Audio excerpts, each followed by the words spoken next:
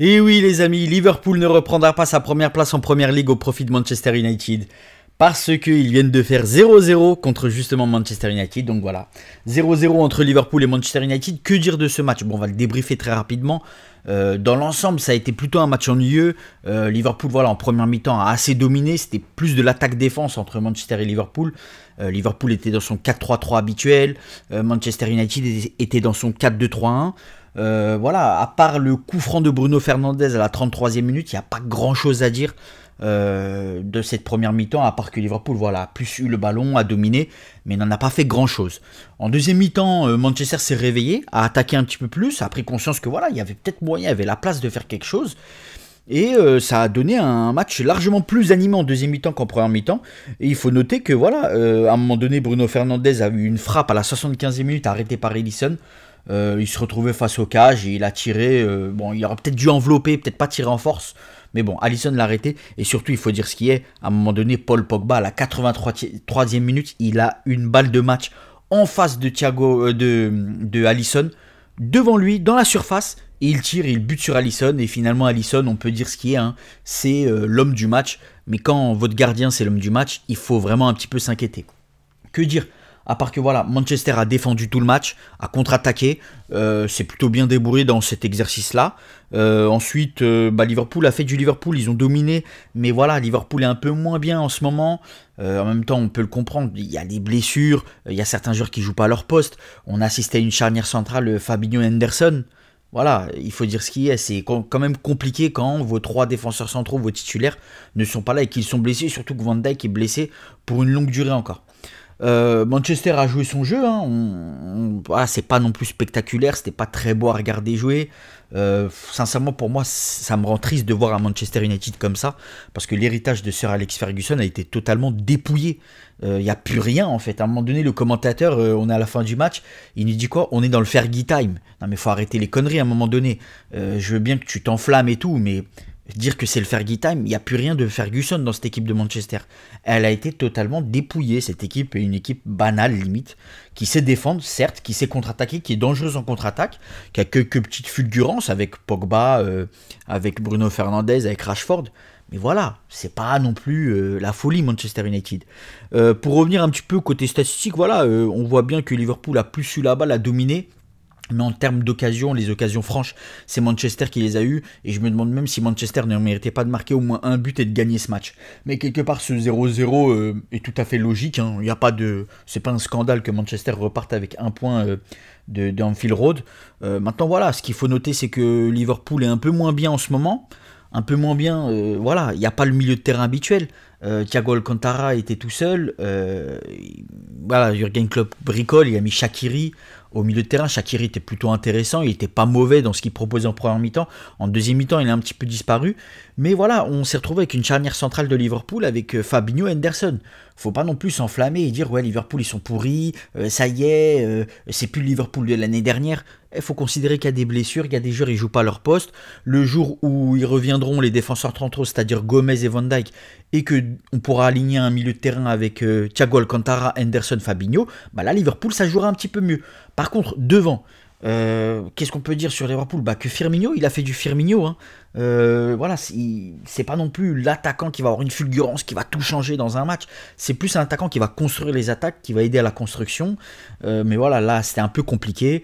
Mané, il a fait son match, défensivement, offensivement aussi. Par contre, Salah, je suis désolé, mais Salah, c'est pas qu'il y a un problème, mais voilà, je pense que s'il y en a un qui doit partir cet été de Liverpool, c'est Salah, parce qu'il faut ramener quand même du sang frais, il faut ramener quelque chose de neuf. Quand Jota était là, Liverpool atomisait vraiment tout le monde, parce qu'on voyait que Jota amenait quelque chose de neuf, et il faut toujours du sang neuf dans une équipe qui a tout gagné. Parce qu'une équipe qui gagne tout, à un moment donné, psychologiquement, ils se lassent, ils commencent à jouer dans un fauteuil, ils commencent un peu à jouer comme des aristocrates. Là, quand Jota est arrivé, bah, ça a donné un petit peu de sang neuf. Il est blessé et tout de suite, on voit les lacunes qu'a Liverpool. Et pour moi, clairement, voilà, Salah est très bon, il a été très bon à Liverpool, mais à un moment donné, il faudrait que Liverpool se renouvelle, pense à remercier Salah. Dans le respect, bien sûr, je dis pas que Salah, maintenant, il faut le jeter comme une chaussette malpropre, loin de là. Il faut le conserver, mais voilà, à un moment donné, il faudrait commencer à réfléchir à autre chose. Concernant les joueurs, ce que si je devais ressortir quelques joueurs, donc on va commencer par Liverpool, clairement Alisson qui a veillé au grain, à un moment donné il fait 2 arrêts incroyables en deuxième mi-temps, surtout sur cette frappe de Pogba à la 83e, il sauve clairement Liverpool de la débâcle, et voilà, c'est le meilleur joueur du match, le meilleur joueur de Liverpool, mais quand, je vous dis, quand votre gardien c'est le meilleur joueur du match, voilà, c'est un peu inquiétant. Ensuite Fabinho, Henderson, voilà, à leur poste, c'était pas non plus dégueulasse, mais bon, ça se voit que c'est pas leur poste à eux. Alexander-Arnold et Robertson, alors eux, voilà, ils ont clairement pas été dans le match, j'ai pas compris. C'était compliqué pour eux deux lors de ce match, voilà. Ils ont été vraiment en deçà de ce qu'ils peuvent proposer d'habitude. Ensuite, j'ai trouvé Wijnaldum, Shaqiri plutôt intéressant. Shaqiri en première mi-temps, il a été très intéressant. Il a proposé certaines choses, il a un peu disparu en deuxième mi-temps. Et Thiago Alcantara, voilà, il nous a fait du Thiago Alcantara. Ça a été plutôt un bon élément, même si au début, voilà, il y avait beaucoup de déchets techniques de sa part. Devant Salah, Firmino, Mané, donc je vous ai fait un petit peu le résumé de leur match. Voilà, Salah qui était un peu en deçà, Mané qui a fait son match, Firmino aussi. Pour revenir au joueur de Manchester, donc De Gea qui à un moment donné sort une claquette à la 75e minute sur une frappe de Thiago Alcantara, c'était plutôt pas mal, mais il n'avait pas grand chose à faire non plus. Luke Shaw et Wan-Bissaka que j'ai trouvé plutôt intéressant, surtout Luke Shaw qui a été vraiment bon dans ce match. Ensuite Maguire, Lindelof, voilà, ils ont fait leur taf.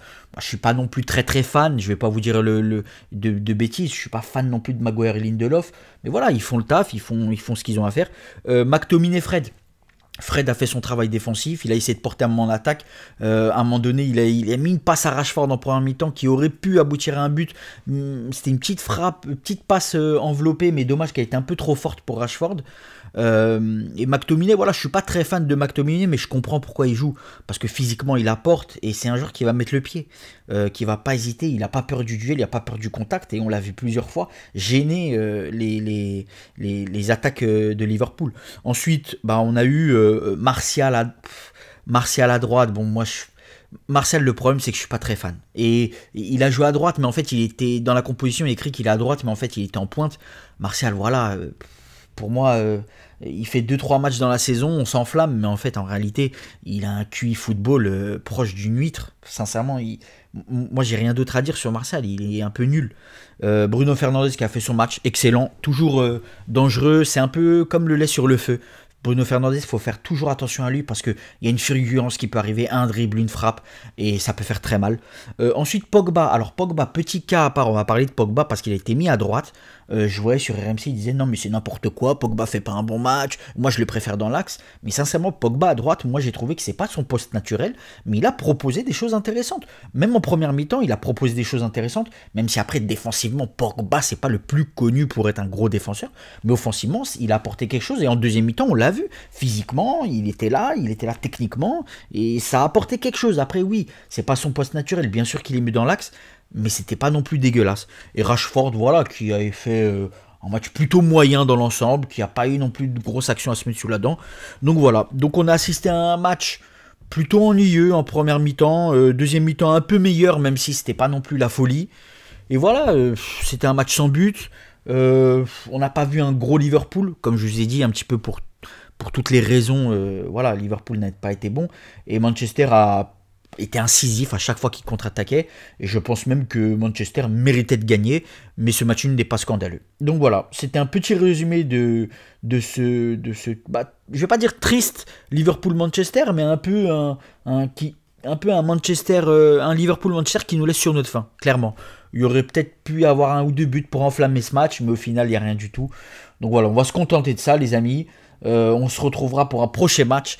J'espère que ça vous a plu, abonnez-vous, partagez, likez, commentez, dites-moi votre avis sur le match, dites-moi qu'est-ce qui coince chez Liverpool actuellement, qu'est-ce que Manchester United pourrait améliorer pour être meilleur, et on se retrouve pour une prochaine vidéo. C'était El Diez.